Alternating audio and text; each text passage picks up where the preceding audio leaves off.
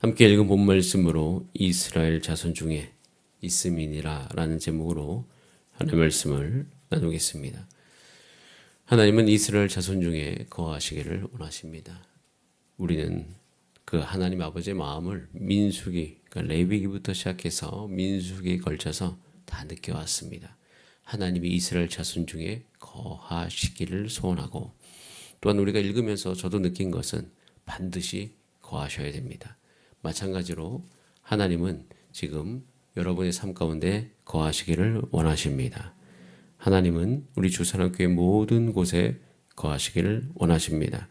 거하시기를 원하신 그 하나님 아버지의 마음에 우리가 오늘도 반응하면서 우리 또한 함께 고백하기를 소원합니다. 하나님, 우리도 원합니다. 여러분, 그래서 가정 안에서 기도할 때 하나님이 원하시는 대로 하나님, 나의 삶 가운데, 이 가정 가운데 하나님이 거하시기를 원합니다 라고 고백하는 오늘 하루 되시기를 바랍니다. 또한 우리 교회 모든 사역을 할 때 항상 여러분이 기도하실 때 개인적으로 하나님이 거하시길 원합니다라는 고백을 하면서 여러분의 모든 사역과 여러분의 모든 일을 시작하시기를 바랍니다. 하나님께서는 그 기도를 기뻐하시며 그 기도를 하는 순간 우리의 마음이 하나님을 향하게 되며, 또한 우리 마음속에 잘못 생각되어지고 판단되어지는 일이 있더라도 그 기도하는 순간 우리의 마음이 성령의 은혜 가운데 바뀌게 될 것입니다. 우리 모두 다 그 은혜를 경험하기를 소원합니다. 하나님께서 이스라엘 자손 중에 거하시기를 원하십니다. 여러분, 히브리 노예들, 저는 이스라엘 백성들을 우리가 히브리 노예라는 단어를 써서 표현할 때가 있습니다. 히브리의 노예들, 그것은 애굽 사람들이 히브리인들, 그때 당시에 그 사람들, 하나님의 백성이 된 그 히브리 사람들이 일컫는 말이었습니다. 그들은요, 노예로 오랫동안 살았기 때문에 윤리와 도덕을 모르는 사람들이었습니다. 교육받지 못했고, 그렇기 때문에 자신의 욕구대로 사는 사람들이었습니다. 그들을 하나님께서 애굽에서부터 끄집어내서 그들의 체질을 완전히 바꾸십니다. 그래서 그런 사람들 가운데 그 사람들을 하나의 백성 하나님께서 삼으셨어요. 자, 그러고 난 다음에 광야를 다 걷고 이제는 그 가운데 하나님께서 거하시기 위해서, 그럼 하나님께서 그 거하시기 위한 구체적인 방법을 어떻게 하실까? 여러분, 우리 오늘 본문 안에 지금까지 여러 가지 그 방법들이 나오게 되는데 그중에 이제 한 가지를 살펴볼 것입니다. 자, 우리 2절 말씀을 같이 한번 읽어볼까요? 2절 시작. 이스라엘 자손에게 명령하여 그들이 받은 기업에서 레위인에게 거주할 성읍들을 주게 하고 너희는 곧 성읍들을 두르고 있는 초장을 레위인에게 주어서. 레위인은 성막을 담당한 사람들이었습니다. 근데 그 사람들 가운데 하나님께서 레위인들은 흩어 지나게, 그러니까 이스라엘이 나중에 가나안 땅에 들어가서 가나안 땅을 다 점령하지 않습니까? 그럼 점령한 다음에 레위인들은 그 모든 점령한 땅에 12지파로 흩어져서 살게 하셨습니다. 여러분, 여기서도 굉장히 중요한 의미가 있죠. 레위인들이 살게 하셨다는 것은 하나님이 거하시기 위해서였어요. 이제는 하나님께서 이스라엘 진영 안에 있잖아요. 나중에 근데 가나안 땅에 들어가면 땅의 분배가 이루어지지 않습니까? 땅의 분배가 이루어지면 그들이 흩어져서 살 거 아니에요. 그럼 흩어져서 사는 가운데서도 어디에 있기를 원하십니까? 그 흩어진 그곳에 하나님께서 있기를 원하시는 거죠. 그래서 그 흩어졌을 때 이 흩어짐과 동시에 같이 흩어버린 하나의 지파가 있죠. 그 지파가 레위 지파, 레위인입니다. 그래서 레위인들을 흩어지게 하셨다는 것은 하나님이 그들 모든 백성들 가운데 땅 가운데 있기를 원하셨다는 거예요. 자, 그렇기 때문에 그 목적을 위해서 레위인들을 선택해서 그 레위인에게 거주할 성읍을 주게 합니다. 그리고 그 성읍 안에서 레위인들이 살 수 있는 공간을 만들어주면서 이 레위인들을 통하여서 하나님께서 하시고 싶으신 것은 결국 그 모든 땅에 하나님이 있기를 원하셨던 거예요. 자, 그러면서 한 가지 이야기를 합니다. 자, 6절 말씀을 같이 읽어볼까요? 6절 시작. 너희가 레위인에게 줄 성읍은 살인자들의 피라하게 할 도피성으로 6성읍이요 그 외에 42 성읍이람. 그들을 위해서 성읍을 줍니다. 여러분, 우리가 여호수아서를 묵상했을 때 나왔던 도피성. 나중에 이스라엘 백성들이 가나안 땅을 다 점령하고 땅을 분배하고 난 다음에 도피성을 실제로 6개로 만듭니다. 자, 이 도피성 6성을 만들라고 하는 것이죠. 자, 그 만듦을 통하여서 하나님이 그 땅 가운데 거하시길 원하시는 겁니다. 저 여러분, 우리 흩어진 모든 주산업교회 성도님의 삶 가운데 하나님의 은혜와 하나님의 역사가 흐르게 되기를 간절히 바랍니다. 그것을 위해서 하나님께서 두셨다는 거예요. 자, 그러면서 결국엔 하나님이 거하시는 방법을 이야기하는데 그것은 하나님의 은혜가 모든 공동체의 연약함 가운데 흘러 들어가기를 원하셨습니다. 다시 한번 말씀드립니다. 여러분 꼭 기억하시길 바랍니다. 하나님께서는 하나님이 이스라엘 백성 가운데 거하심으로 말미암아 하나님의 능력과 은혜가 모든 공동체 안의 연약함 가운데 흘러 들어가기를 원하십니다. 자, 이것은 또 다른 말로 하나님은 모든 공동체 안에 있는 연약함을 다루기를 원하십니다. 자, 이 관점으로 우리는 모든 것을 바라봐야 돼요. 자, 그래서 그 연약함에 대한 것이 이제 오늘 여러 가지 중에서 이제 우리가 살인에 대해서 이야기하게 됐는데요. 자, 11절 말씀을 같이 보겠습니다. 시작. 너희를 위하여 성읍을 도피성으로 정하여 부지 중에 살인한 자가 그리로 피하게 부지 중에 살인한 자가 그리로 도피성으로 피하게 하라. 부지 중에 살인한 자가 하나님의 은혜 가운데 피하게 하라. 거기서 보호받게 하라. 그러면서 하나님께서는 이스라엘 백성 가운데 그러니까 피해 보복이 일어나는 것에 대해서 하나님께서 이스라엘 백성 가운데 막으시는 것을 보게 됩니다. 물론 여기 보면 살인한 자가 있지. 살인한 자는 반드시 다뤄야 됩니다. 살인한 자가 만약 의도를 가지고 그리고 살인할 목적을 가지고 만약에 살인을 했더라면 그는 반드시 어떻게 돼요? 죽여야 됩니다. 그것이 그 죄가 그 가운데 남아있으면 안 돼요. 부지 중에 살인한 자가 있어요. 그럼 그는 보호받아야 되는데 왜냐하면 부지 중에 살인한 자를 그냥 두면 그 피해자, 부지 중에 살인한 자라 할지라도 피해자가 있지 않겠습니까? 죽은 사람이 있기 때문에 죽은 사람의 옆에 가족들이 있잖아요. 그럼 그때 당시에 어떤 일이 벌어질까요? 그 가족들이 가만히 있겠습니까? 아니죠. 그 가족들이 다시 피해 보복이 시작되는 거예요. 피해 보복이 시작되면 또 가만히 있습니까? 그러면서 그 안에 하나님의 은혜가 거하는 것이 아니라 이제는 사람의 분노와 사람의 그 모든 보복하고자 하는 마음이 그 공동체 안에 가득 차게 될 것입니다. 그래서 보호하는 거예요. 그런데 또 한 가지, 만약에 부지 중에 살인한 자가 도피성에 가지 않고 다른 곳에 있다가 만약에 또 살인이 일어났어요. 그럼 그것을 어떻게 해요? 하나님께서 어쩔 수 없게 보십니다. 여기선 굉장히 중요한 이유들이 있어요. 여러분, 하나님께서는 하나님의 은혜가 온 이스라엘 백성 가운데 흐르게 되기를 간절히 바랍니다. 그래서 부지 중에 연약한 부분들이 나오면 항상 어디로 가야 돼? 하나님께서 마련해 두신 은혜의 장소로, 은혜의 장치 안으로 들어가야만 될 것입니다. 여러분, 이것이 이 시대 안에 저와 여러분 가운데 예수 그리스도 안에서 우리의 모든 연약함을 짊어지고 흘리신 예수 그리스도의 십자가, 그 보혈의 피일 것입니다. 이 말씀을 드리는 이유가 뭐냐면 여러분 교회 안에서 하나님께서는 거하시기를 원하고 하나님의 은혜가 흐르기를 원하십니다. 자, 그러면 사실 이 지금 읽었던 민수기 35장처럼 지금 이 사회 안에 이렇게 살인에 대한 어떤 이슈가 많지가 않죠. 교회 안에 살인의 이슈를 보신 적이 있습니까?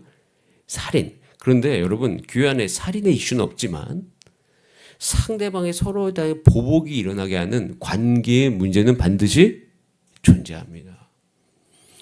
그리고 그 관계 문제와 또 여러 가지 복잡한 문제들 가운데 하나님의 은혜를 어떻게 표현할까요? 없앤다라고 표현하기는 왜냐하면 하나님의 은혜는 늘 있기 때문에. 하지만 하나님의 은혜가 미치지 못하도록 방해하는 서로 간에 다양한 보복의 모습들이 공동체 안에 있음을 우리는 발견합니다. 공동체 안에 있어요. 우린 서로 공동체 안에 살면서 여러 가지 형태로 상대방을 향한 우리의 보복의 모습이 나타나는 경우들이 굉장히 많이 있습니다. 있어요. 다 있습니다. 여러분 안에 숨겨져 있는 기제로서 존재하는 경우가 많습니다. 그리고 또 한 가지는 그것이 나타나는 이유는 각자가 가지고 있는 부지 중에 할 수밖에 없는 자신의 연약함 때문인 것이에요. 그래서 저는 한 가지, 저는 개인적으로 가정 안에 살아가면서 또 공동체 안에 살아가면서 제가 얼마나 연약한 존재인 것을 날마다 느낍니다. 예를 들어서 저 같은 경우도 어떤 사회적으로 어떤 위치에 있고, 그리고 사회적으로 어느 정도 사람들에게 어떤 역할, 그리고 어떤 그것을 하는 그런 모습들이 있는데, 가정에 들어가면요, 영락없이 저의 연약함이 다 드러나게 됩니다. 그래서 원래 공동체의 기능은요, 내가 얼마나 아직도 하나님의 은혜가 필요한 존재인 걸 깨닫게 하는 거예요. 꼭 기억하셔야 돼요. 저는 가정 안에 있으면 내가 얼마나 하나님의 은혜가 오늘도 필요한 자, 그것을 날마다 깨닫습니다. 어제 저녁에도 깨달아요. 어제 저녁에 육의 모든 에너지를 다 쓰고 집에 들어가는 가정 가운데, 집에 들어가면 여러분 힘이 있어요, 없어요? 예, 힘이 없어요. 사람이기 때문에 어쩔 수 없어요. 그럼 그때 가정 안에 들어갔을 때 저는 뭘 깨닫는지 아십니까? 쉬는 것도 깨닫지만, 난 역시 하나님의 은혜가 필요할 수밖에 없구나. 그 사실을 깨닫습니다. 여러분, 교회 공동체 안에 있으면 우리가 대단한 사람인 줄 알잖아요. 아니, 그러지 않아요. 교회 공동체에 있으면 있을수록 교회 공동체에서 깨닫는 것은 내가 얼마나 보복을 잘하는 사람인가를 알게 됩니다. 내가 얼마나 남을 위해서 내 이 자존심과 이것에 대해서 내 그것을 지키기 위해서 보복하고자 하는 마음, 물론 그것을 은밀히 하지만 그 마음들이 우리 안에 얼마나 많은지 모릅니다. 정당성을 갖기 위해서 그 일들을 하는 경우가 많이 있어요. 그때마다 우리는 무슨 생각을 하죠? 여러분, 그때 계속 그 생각에 여러분의 마음이 노출되지 않게, 그 마음이 여러분을 이끌어가지 않도록 여러분 주의 보혈의 능력으로, 그때 하나님의 은혜가 내게 필요하구나, 이 사실을 깨닫기를 간절히 바랍니다. 나는 여전히 하나님의 은혜가 필요한 사람이구나. 여러분, 이 도피성은 그래서 하나님의 은혜가 필요하다는 것을 알게 되어지면 그때 그 순간 공동체 안에 멈추는 것이 있어요. 보복이 멈추어집니다. 우리 모두가 각자의 연약함 안에서 내가 하나님의 은혜가 필요하구나. 저희 가정 안에서도 우리 모두가 하나님의 은혜가 필요하구나 있으면 그때부터 멈추는 것은 보복이 멈춰집니다. 내가 이런데 너가 이랬잖아. 너가 이래서 내가 이랬잖아. 서로 우리가 이렇게 이야기하는 거. 지금 일어나고 있는 문제의 원인을 파고 들어가고자 하는 마음들. 이 마음이 그 순간 중단됩니다. 하나님께서 원하시는 것은 그것이 중단되기를 원하십니다. 그것이 이 하나님의 공동체 안에서 끊기게 되기를 원하시는 것이에요.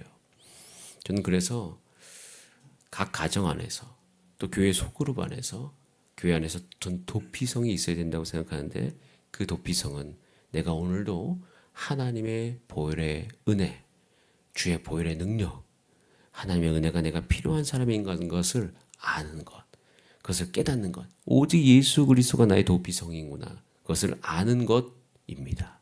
여러분, 그것을 꼭 기억하시는 여러분의 삶이 되기를 간절히 바랍니다. 그러면 피해 보복이 중단되어지고요, 이제는 공동체 안에 은혜가 흐르게 되는 것이죠. 여러분, 여기에 우리가 성숙한 모습으로 집중되어질 때 하나님께서는 하나님이 그 공동체를 하나로 이끌어 가실 것이에요. 자, 언제까지 이끌어 가십니까? 자, 35장 28절 말씀을 같이 한번 읽어볼까요? 35장 28절 시작. 이는 살인자가 대제사장이 죽기까지 그 도피성에 머물러야 할 것임이라. 대제사장이 죽은 후에는 그 살인자가 자기의 소유의 땅으로 돌아갈 수 있느니라. 대제사장이 죽은 후에는, 그러니까 대제사장이 있는 동안에는 이 효력이 온전하다는 것이죠. 여러분, 우리에게는 대제사장 예수 그리스도가 있음을 히브리서 말씀에 명확하게 보여주고 있음을 우리는 기억합니다. 우리 주사랑교회 안에 대제사장이신 예수님이 우리의 영원한 도피성으로서 우리의 모든 연약함을 짊어지시고 그것을 다룰 수 있는 능력을 오늘도 공급해 주신 것을 믿으시기를 바랍니다. 그리고 혹시 여러분 안에 그런 마음들이 있으면 우리가 우리 교회 안에 주의 모든 보복이 중단되게 하여 주시옵소서. 우리 가정 안에도 서로의 어떤 탓을 하고 어떤 문제의 원인을 찾으려고 하는 그 모든 노력이 중단되게 하여 주시옵소서. 그러면서 우리 안에 일어나야 될 중요한 것은 뭐냐면 하나님께서 내게 은혜를 주셔서 그리고 한 가지를 기억하게 하소서. 우리 모두가 다 은혜가 필요한 자인 것을 기억하게 하여 주시옵소서. 나의 배우자도 은혜가 필요하며 나의 자녀들도 은혜가 필요하며 우리 교회의 모든 성도님들 삶 가운데 은혜가 필요한 자, 곧 예수 그리스도가 필요한 자인 것을 깨닫게 하여 주시옵소서. 그리고 오늘도 내게 주실 은혜를 내가 받게 하여 주시옵소서. 그래서 더 이상 내 마음속에 피해 보복이 일어나건 그런 것이 중단될 수 있도록 내게 충만하게 부어 주시옵소서. 그렇게 기도하면서 하나님 앞에 나아가 보시길 바랍니다. 하나님께서는 그 기도를 기뻐 받으십니다. 그리고 하나님께서 그 사람들 가운데 목자 되신 예수 그리스도께서 우리의 영혼을 소생하시기 위하여 준비하신 여러분에게 부어주실 그 은혜를 오늘도 분명히 부어주실 것입니다. 그러면 우리는 의의 길로 갈 수 있는 것이에요. 내 영혼을 소생시키시고 나를 의의 길로 인도하시는 도다. 목자 되신 우리의 예수 그리스도께서는 그 일을 저와 여러분 가운데 오늘도 행해 주실 줄 믿습니다. 그런 은혜가 저와 여러분 삶 가운데 있기를 소원합니다. 우리 다 함께 기도하시겠습니다. 자, 이 시간 기도할 때 하나님, 내 마음속에 나의 존재의 증명은 오직 예수 그리스도 하나님이십니다. 나는 하나님의 존귀한 자녀입니다. 나는 하나님께서 나의 모든 것 가운데 함께하여 주심을 믿습니다. 그래서 주님, 우리 가정 안에 예수 그리스도를 말미암아 보복이 중단되게 하소서. 누구를 판단하는 것이 중단되게 하여 주시옵소서. 하나님, 우리 교회 안에서도 하나님의 은혜가 모두 필요한 자인 것을 오늘도 고백하면서 아버지 이런 모든 생각들이 내 안에서 중단되어지게 하여 주시고 오직 하나님의 은혜가 오히려 우리 온 교회 가운데 충만해질 수 있도록 주께서 역사하여 주시옵소서. 은혜를 부어 주시옵소서. 우리 다 함께 주여 한번 부르신 다음에 합심으로 기도하시겠습니다. 주여, 살아계신 하나님 아버지 감사드립니다.